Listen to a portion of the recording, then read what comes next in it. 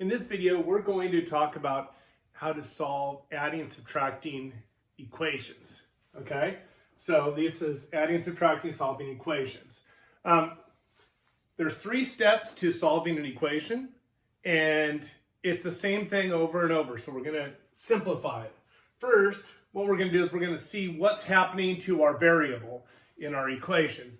Remember, a variable is a letter, an unknown number, right? So we're going to see what's happening to the variable. Here, it's 17 plus x equals 21. So what we're doing is we're adding 17 to x. Here, x minus 9, we're subtracting 9 from x, okay? Here, y plus 15, we're adding 15. So we have to find what's happening to the variable.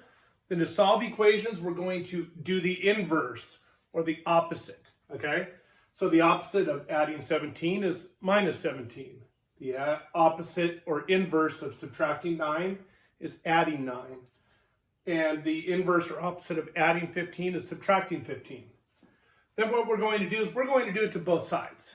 Okay, both sides of the equation.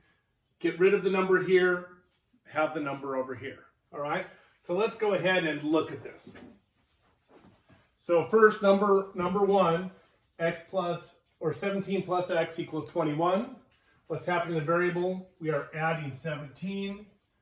We're going to do the inverse or the opposite, so we're going to subtract 17, okay?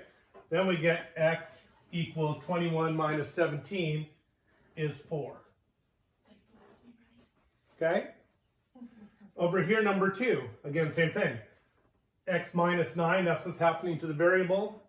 The inverse is plus 9, so we're going to add 9 to both sides. Then we get x equals 10 plus 9 is 19. Okay?